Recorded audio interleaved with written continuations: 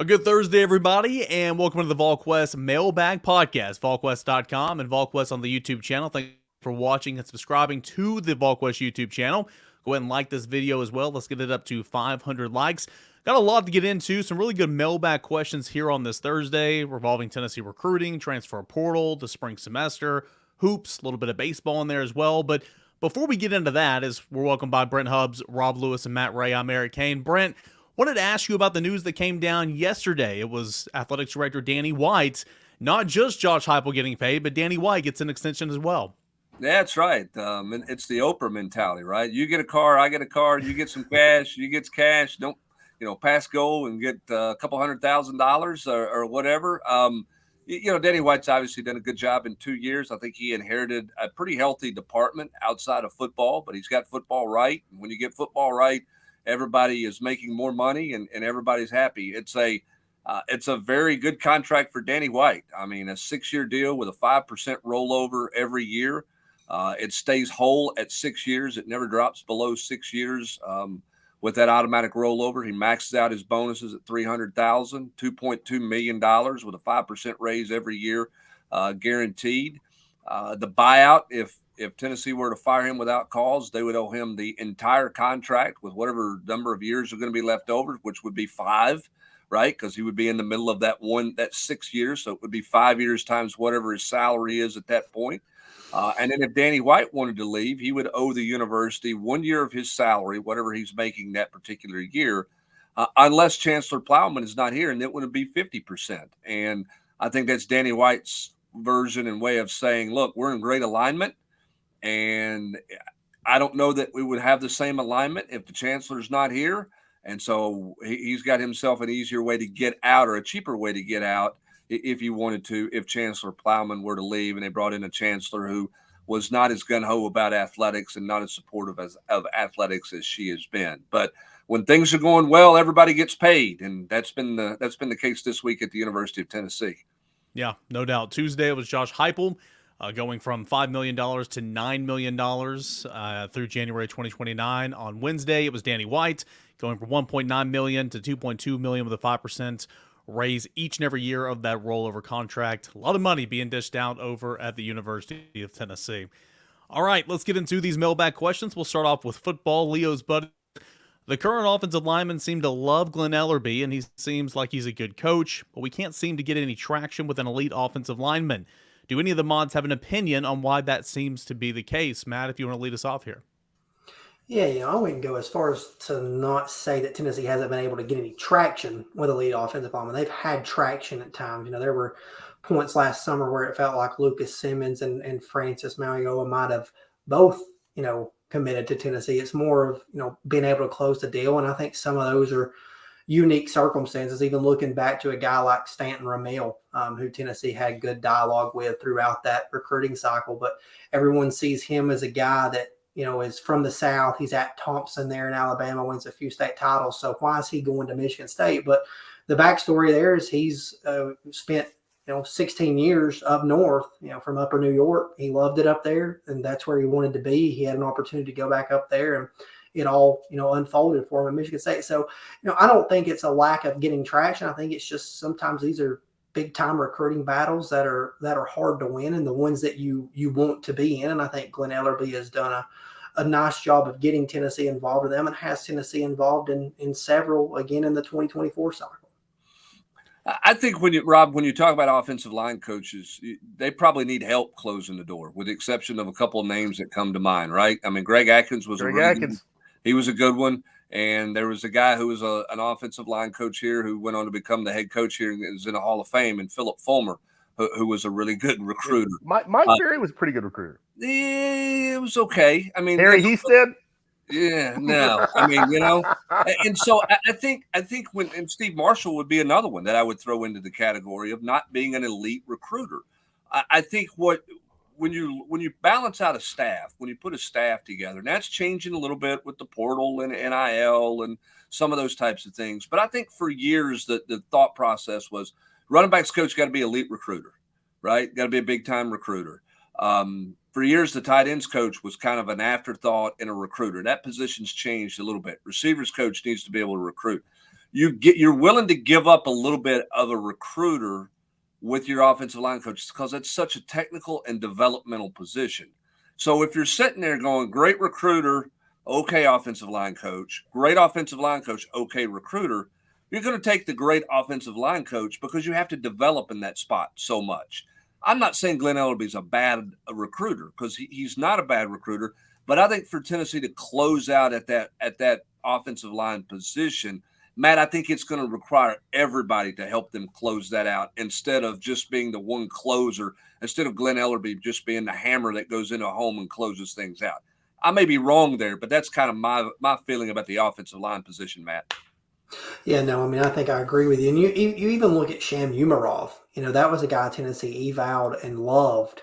They loved his size, they loved his ability, but it got to the point where that was a joint effort there with Umarov. I mean, you had Alex Galesh involved at the time, Josh Heupel involved, because Georgia kind of started creeping in there later, closer to that commitment date and trying to get him to hold off. So I agree, Brent. I mean, I think that's one of the things that stands out with Glenn Ellerby is that track record as a developer. And he's hit on evaluations. I mean, if you would have told me that Tennessee would have got, the amount of serviceable reps that they've got from J.J. Crawford when he initially committed, I probably would have lost some money to you. So he's developed into a nice tackle, body that helped Tennessee last year and is going to have a chance to help them even more this year. So let me ask you, I don't know the answer to this, but I know that, Hooker and other quarterbacks in the systems get dinged because it's they're system quarterbacks that are just benefiting from the scheme. Is there some of that about the offensive line as well? Do you think that maybe they get hurt in recruiting? Yeah, I mean, it's a good question. I don't think so, Rob. But listen, I mean, they need Darnell Wright to go make money in the NFL, right? I mean, because there's a feather in your cap that you can say, hey, look what we did. Darnell Wright wasn't on anybody's radar screen. He put the work in with our development, and look where we got Darnell Wright to, in terms of being in the National Football League. That's why the kid from the Bills who played at Central Florida that had 200 yards receiving in the playoffs a year ago was a nice feather in the cap. Getting Jalen Hyatt drafted, Velus Jones drafted. At the end of the day, I know it's all about money, right? The NIL and all these things.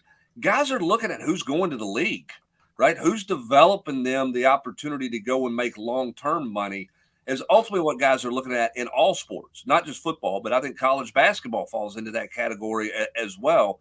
So I don't know that they get dinged, but it would certainly help them for a Darnell Wright to hear his name called, pretty early in the draft to further enhance the development and a tangible result of that development, if you will, from a cash standpoint for players to see.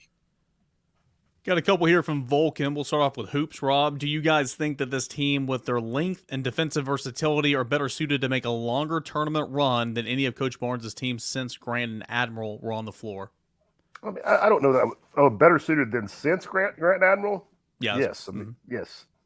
Short answer, yes. I thought they were arguing. What about with those guys on the floor? No, that's kind of how I interpreted it first before I looked at the question. Actually, no, not when you take the two-time SEC Player of the Year off of the floor. I give that team a better chance. And it's so much of it's matchup, Rob. I mean, I know defense travels, but some of it is just matchup, and that's what makes the NCAA tournament to me such a crapshoot. I mean, we had this question in the chat the other night, Eric, and I think you chimed in there too. What's Tennessee going to win a championship in first, a national title in first, or what's going to happen first? College World Series berth, Final Four, or SEC champion? At Tennessee, I guess that means rotational player. Tyler Barron, Brent, what's keeping Tyler Barron from breaking out? Well, he's got to stay healthy. I mean, you're talking about a guy who practiced one time leading up to the Orange Bowl. He's got to stay on the field, on the practice field for development. I think he needs to further embrace being an inside guy. That's what I was going to say. Yeah. I don't think he's an outside edge rusher the way that maybe he wants to be. I think his best football, most productive football is playing inside in pass rush situations. He's got to embrace that more. And again, I think he's got to stay healthy and be on the practice field for further development. That's what I see, Eric. I know you're at practice every day. I mean, that we're out there allowed. I don't know how you see it, but those are the two things that jump out to me about him. Yeah, I mean, I would agree. I'm not there every single second of every day. None of us are, but I would say just the stay on the field and buy-in, for lack of better terms, more so than anything, because he's got talent. I mean, he does. He's got talent. He just has to practice, has to stay on the field. And he played more snaps this year despite, quote unquote, losing his starting position. I mean, he was on the field and played a whole lot more. He missed a lot of snaps the year before that, which was Hubbard. key for him. If you get in the Wayback Machine, is it too much? Am I going overboard? Is there a little Turk McBride there, who was a much better player when he slid inside? I think Tyler can be more productive, but he is not Turk McBride's ability level.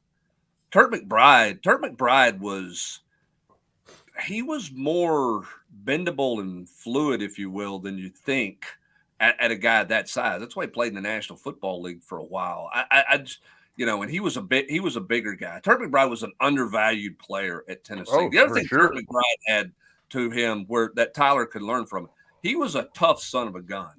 He had that New Jersey, just kind of me against the world type approach. And when he bought into and used that approach, he was really good. When he wasn't bought in, it was a bit of a problem.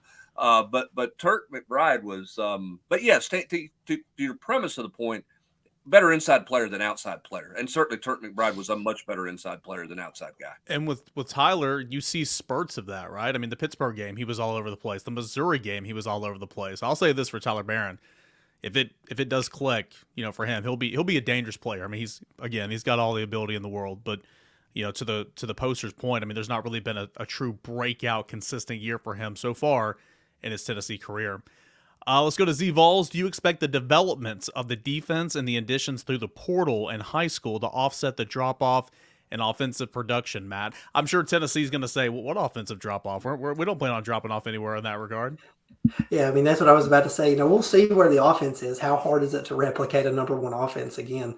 But, there's some intriguing pieces there, and there's some continuity coming back at places. You add Dante Thornton, where does Squirrel White, step in. But, yeah, I mean, I think so. I think the defense got deeper. I think the defense got bigger and faster and stronger through the transfer portal, through the high school recruiting ranks. So, yeah, I think it does help. I think Tennessee, obviously that offensive identity is still going to be there. But I think anytime that you can, you're replacing a guy like Hendon Hooker or a Biletnikoff winner and Jalen Hyatt, you're going to look for anything you can to offset some of that production. Does Dante Thornton and Joe Milton or Nico Iamaleava, whoever wins the starting quarterback battle that Joey Halsey has said they'll have this spring, how do those guys click? Where does that go? I don't know. But, yeah, I think the defense is definitely poised to take another step forward next year. Yeah, and I think this defense, Eric, did more good things than maybe people want to give it credit for. Yeah. Now, South Carolina happened. You can't erase it. That was awful. The secondary wasn't very good. Okay, the secondary had the issues. There's no doubt about that. But I think this defense is always going to give up some yards because they're always going to play a gazillion snaps.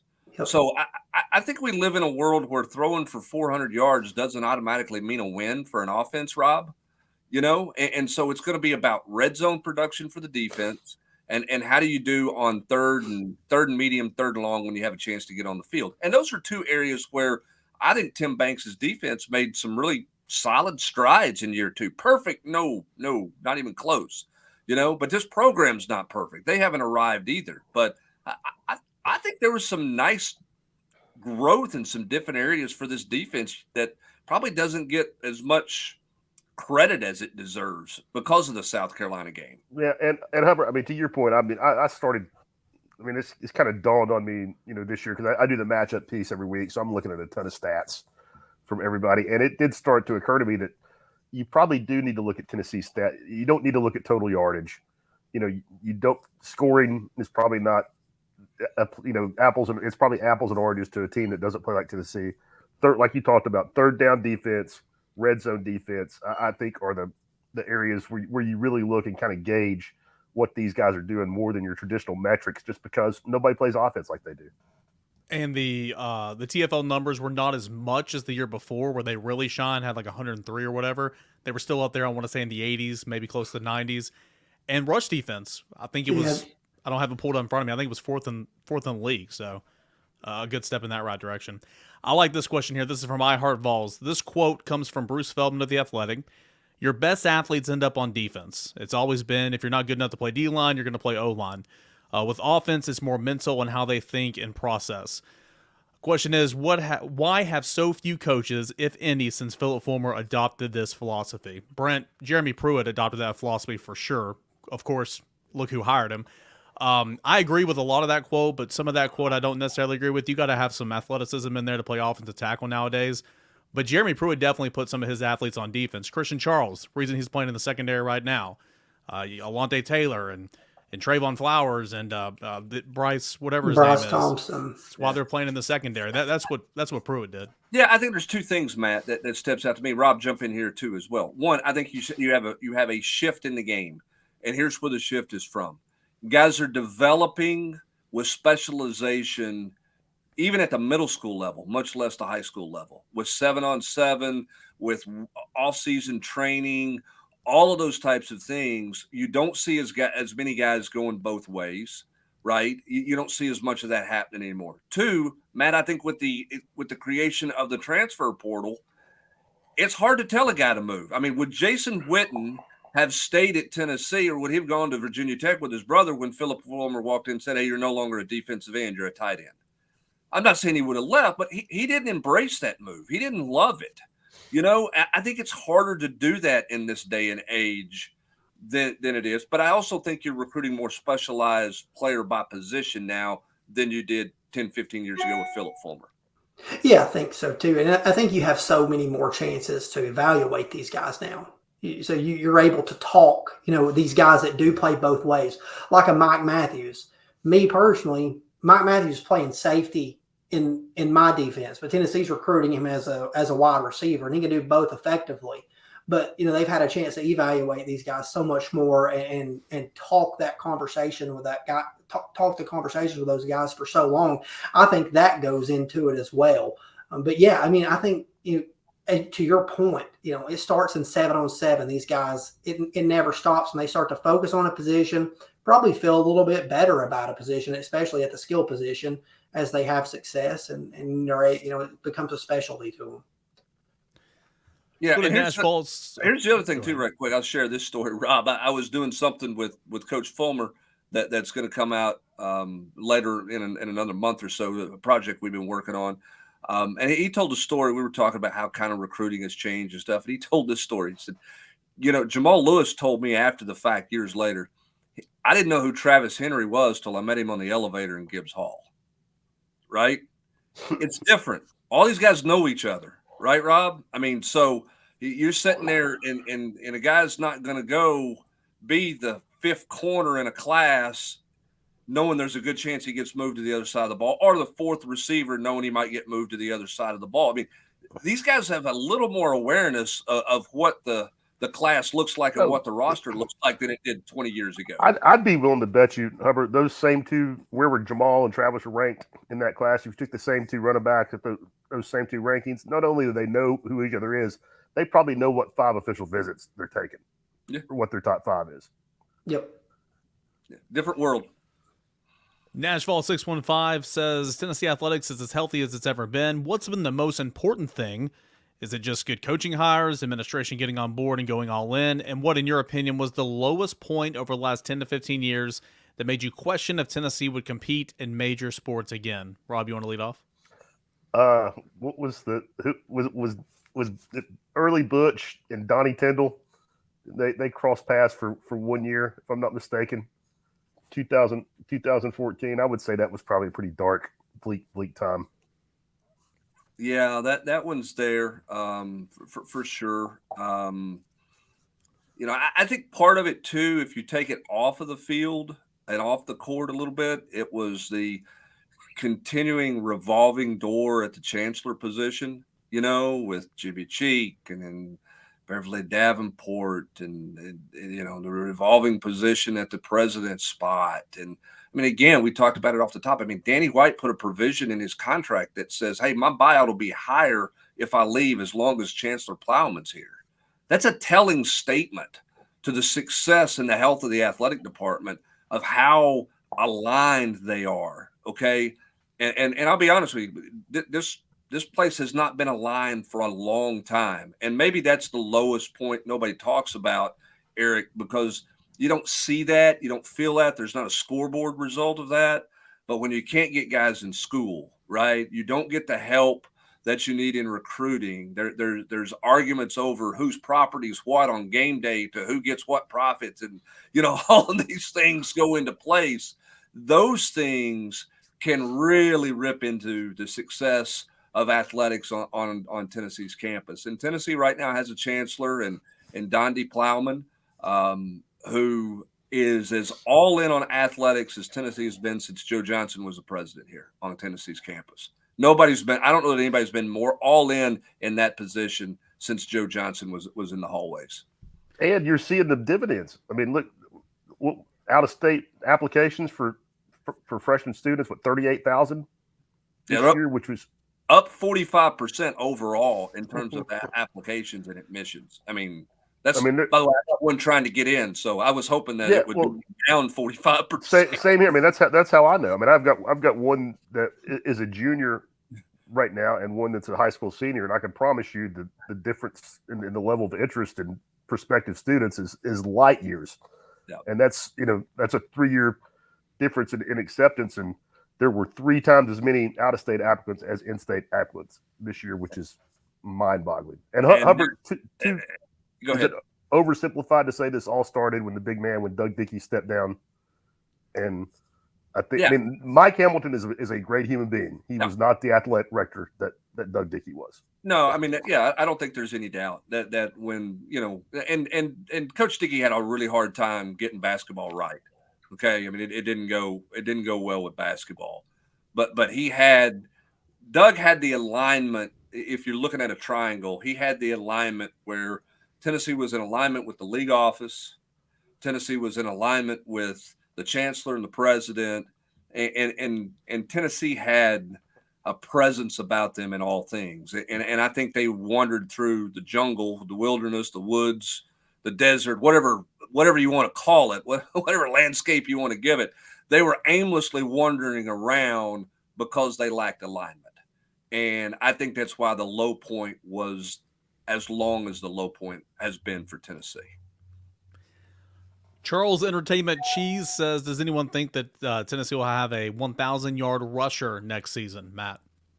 Yeah, I think there's definitely a good possibility of that. I mean, you look back to this year, Jabari Small and Jalen Wright both stayed, very healthy, at least enough in terms of being able to stay on the field and produce. Both those guys have battled injuries at times. So if one of those guys misses a game and a half, something like that, you probably see a 1,000-yard rusher this year or closer to it. So, yeah, I think you have a chance to see that. Now, Tennessee has a little bit more of a running back stable, I think. We touched on it the other night. Dylan Sampson has continued to progress and come along. And as Brent mentioned, a nice piece for Jerry Mack there. But, yeah, I think Tennessee's certainly got a chance to produce a 1,000-yard rusher next year. To produce one, Eric and Rob, that they got to have longer than 4 play drives. Yep. I mean, if it's a 4-play scoring drive, they're going to have a hard time producing. And they had a lot of 4- and 5-play scoring drives this year where they threw it like that. I don't know that they'll be that productive. It may be a little bit more work for them to score than it was for stretches of this season where it was like, okay, here's one. It's coming, is what it felt like. Speaking of which, the all-time college fantasy running back or vulture, Jabari Small. I mean, dude finished with 13 touchdowns, and you go all the way down there to the 5, and they give it to him and he score. Or my favorites were when Jalen Wright would be the workhorse for the drive and get him all the way down there, then they give it to Small and get him in there. Or Princeton Fant. Look at Princeton Fant. Yeah, Princeton Fant, 5 rushing touchdowns. That's true. Had 6 carries and 5 rushing touchdowns. That's Rob Lewis efficiency right there. Princeton Fant was dipping into everybody's basket. He had a passing touchdown too. He was on the graphic at the end of the year when Tennessee made about leading the nation with rushing touchdowns. Big 88 with the ball in his hands is on that graphic. However, that's like Paul Fortenberry's scoring rate on first dates in high school. That's like. All right. Let's go to the Papa Wolf. We got to burn through these here. We've been wasting our time. Hey, it's not a waste. We're having a conversation, Eric. Come on, sell it. Holy smokes. Who's the guy that most have forgotten about that you think can position themselves into a role to help the football team next fall? That's one question. Somebody that maybe we're not talking about that can play a big role. I mean, we're talking about him. Hubbard just mentioned him earlier, but Christian Charles. I think if he could get back home at safety, I'm not giving up on that kid being a good football player.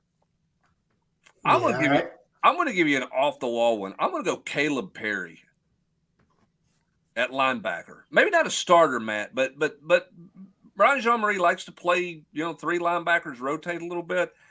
I think Elijah Herring's a good player, and I think he did good things. Caleb Perry's a sneaky better player than people want to give him credit for. I'm going to throw that bizarre one out there for you. How's that? I like that. I mean, he did some good things on special teams this year too. He looks like $1 million. I'm rolling with Rob right now. I'm going with Christian Charles. I've heard about Christian Charles since he was probably 6 or 8 years old and got into playing football. So I think, I had a chance to see him multiple times. I think he's a guy that can, if he gets back to safety, finds that natural fit, can do some things for this football team. Matt Ray with an Uncle Austin moment there. Go ahead. Get off Austin's. He might need to get off Austin's street corner.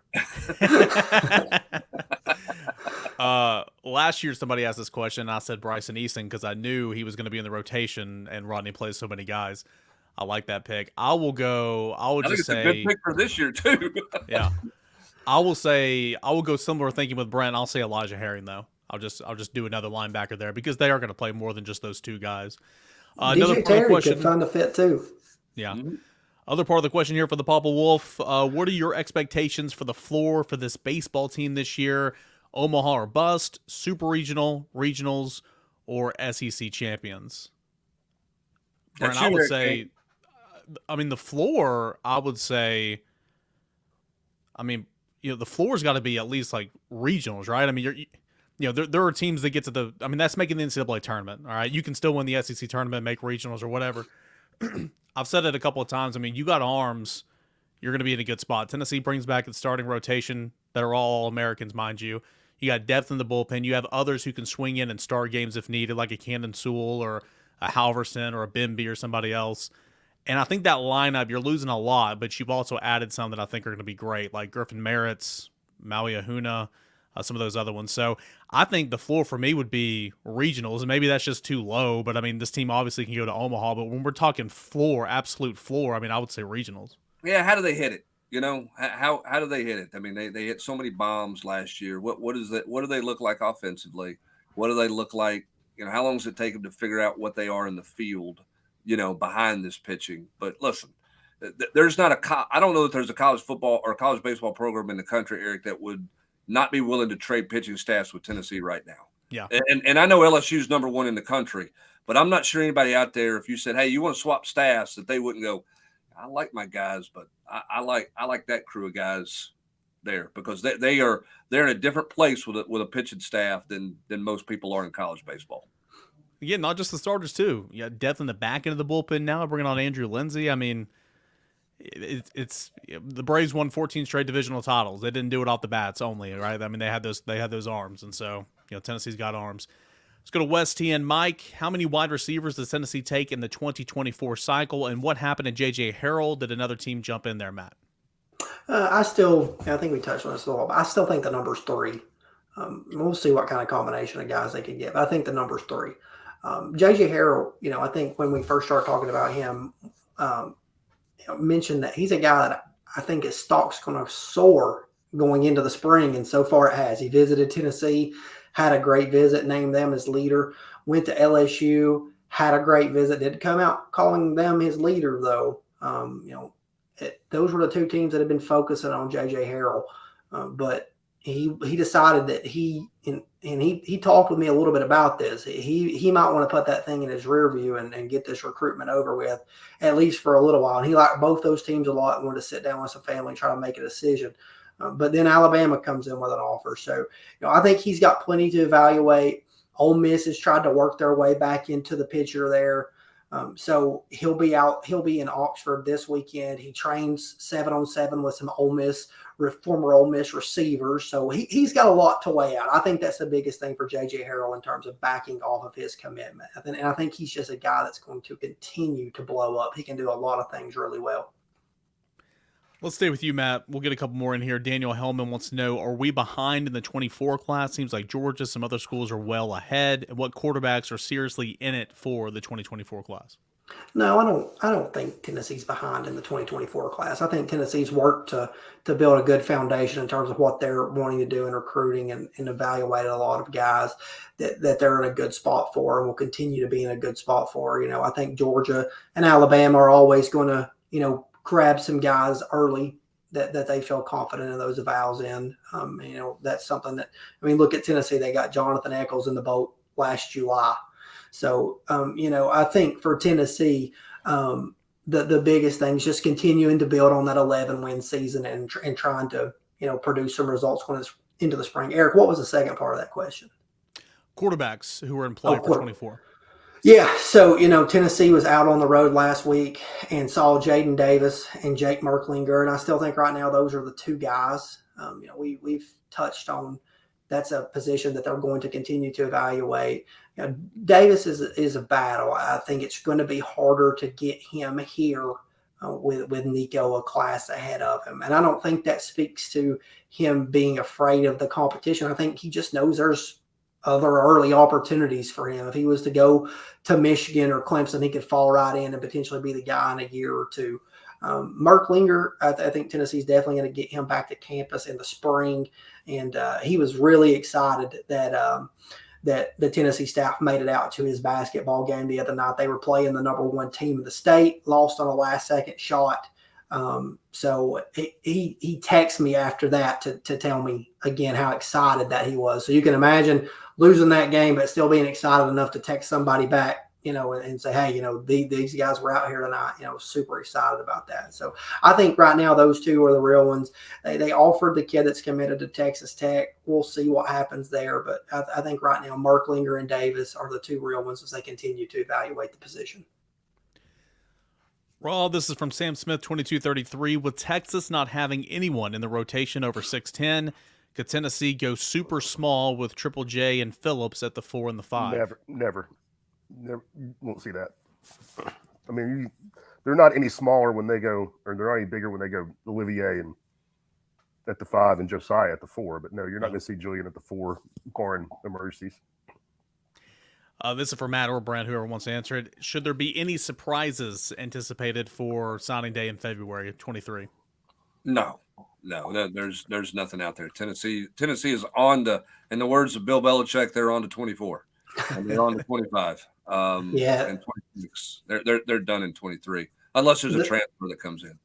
Yeah, the last kid in terms of high school rankings hanging around was the Lafotu kid from California, and they continued to eval there and decided not to bring him in for a visit. So I'm like, Brent, that's it, unless there's a transfer. What a different world, Brent Hubbs. It is vastly different. But that's the world we live in. What, Matt, 85% of this class was done August 1. Who did Tennessee picked up in the fall? What? The JUCO offensive lineman, Hobbs, Arion Carter, and Carter. That was really their 3 in the fall. And Keith. Yeah, Khalifa Keith was late there. Hubbard, can you remember probably like 2002, 2004? Bobby Bowden bringing 24 guys the last weekend. Oh, that was Florida State.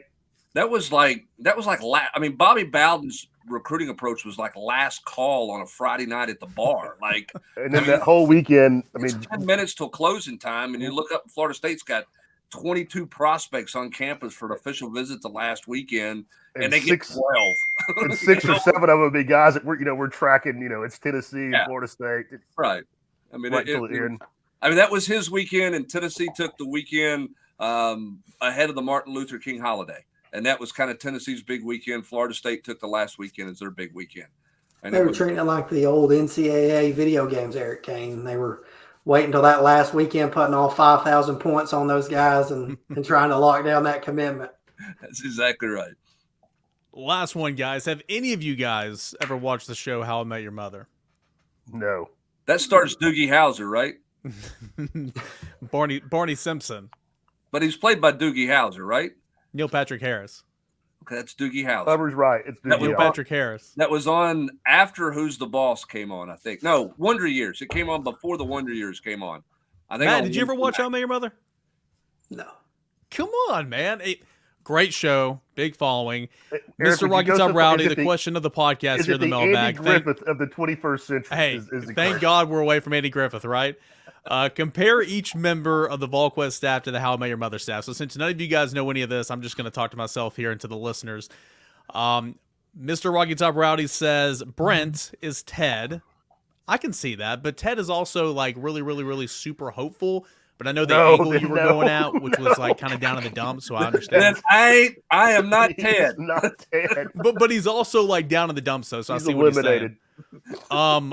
AP is Barney. His reasoning is Peter Millar equals the suits that Barney wears in every episode. I see where you're going with that, but nobody on staff will ever be Barney Simpson. Let's go Rob. Rob is Marshall. I'm not really sure I see that one.